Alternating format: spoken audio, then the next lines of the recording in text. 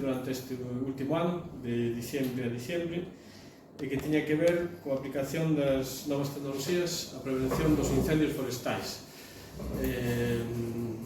Inicialmente no entorno da comarca de Pontevedra, pero despois ampliado ao conxunto de Galicia.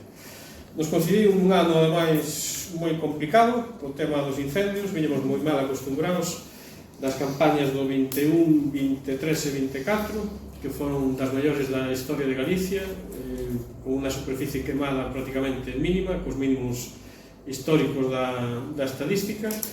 Neste 2024, pues, bueno, nos sorprendeu un subidón que non se, o máximo desde 1989, un dato de superficie queimada, o sistema Copérnico se estima en 124.000 hectáreas, o que demostra que neste tema que os incendios forestais siguen sendo o problema número 1 medioambiental de Galicia, no noso medio rural, e que non se pode baixar a guardia, e que en canto se abren as ventanas climáticas extremas durante 2 semanas ou 21 días, 2 ou 3 semanas, estamos abocados a unha catástrofe estrutural.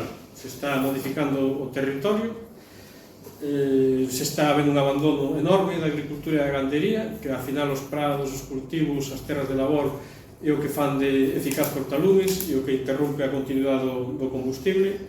Non foi casualidade que estes incendios récord en superficie queimada que tivemos este ano, que nunca se viran en Galicia, o noso récord debía estar en incendios de 15.000 hectáreas individuales, máis que se duplicou, tivemos incendios de 34.000 hectáreas, de 25.000 en unha única peza, e o cal demostra que temos que seguir dándolo todo no tema da prevención de incendios a nivel de propiedade, a nivel de comunidade de montes, e estar preparados, e tamén ter ferramentas de protección dos núcleos. En Galicia, ao final, temos 33.000 núcleos de población no rural, que é un núcleo cada 100 hectáreas de media, é unha situación moi singularizada dentro de toda España, de toda a Unión Europea, eu creo, só parecido a algunhas zonas do norte de Portugal, e donde a protección dos núcleos, o cumprimento de toda a legislación preventiva, das franxas de seguridade, etc., é fundamental. Nos quisimos centrar aí, basicamente en eses dous aspectos, tanto na prevención como na recuperación das zonas queimadas, e dentro de Forestec cumplimos os objetivos que tiñamos previstos en principio, que era a elaboración de material relacionado coa aplicación das novas tecnoloxías a prevención de lumes, diseñar uns aparatos demostrativos, que ahora comentarei. Despois tamén fixemos asistencias técnicas con cargo a Forestec de asesoramento para a recuperación de zonas queimadas. Entonces, dentro da aplicación das tecnoloxías, desenvolvimos dous aparatos que están relacionados coa prevención, que o que fan basicamente é coller en tempo real datos climáticos da parcela onde os instalamos.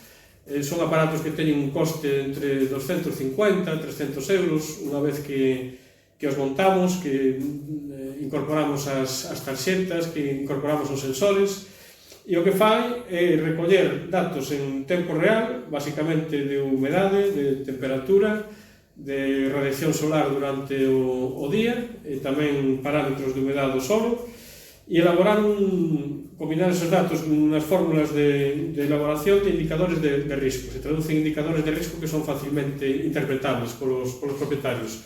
Eses datos se mandan en tempo real a unha página web, e incluso cando son extremos poden xerar unha alerta que vai ao teléfono móvil da persona que este, o presidente, o secretario da comunidade ou o propietario forestal.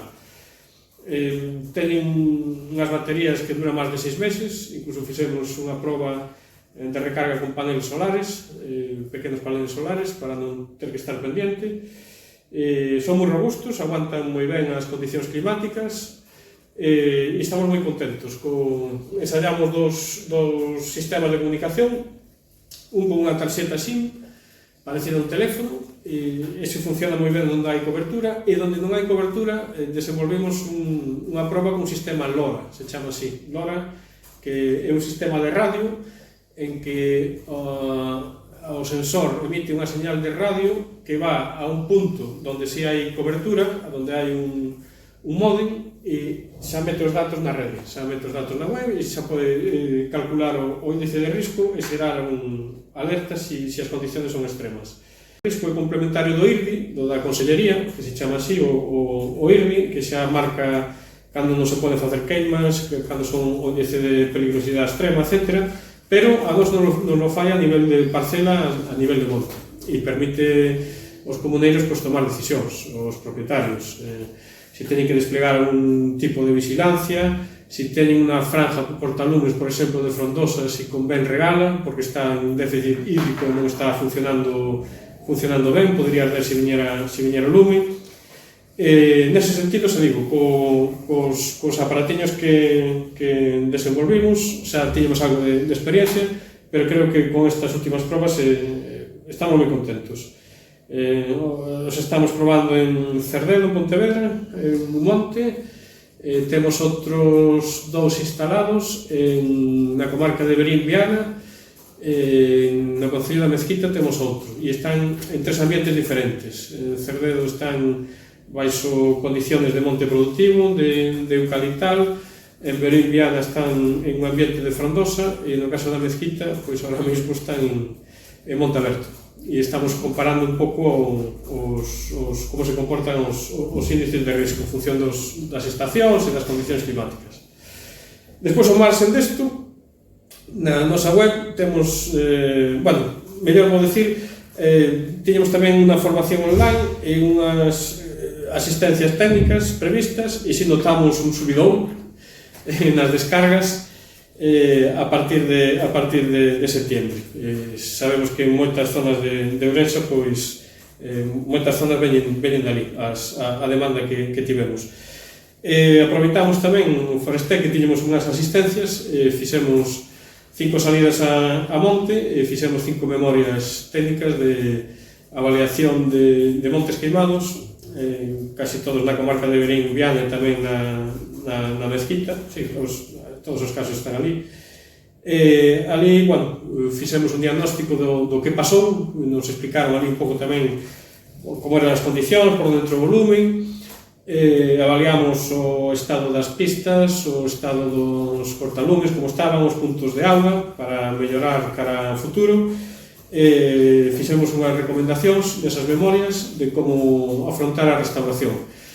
Cambiaron as cousas. En algún sitio que había pastizales, recomendamos cambiarlos de ubicación, porque os pastizais son un cortalumes fantástico. Non é que moitas veces non arden, que si arden, pero ali polo menos se pode atallar o lume.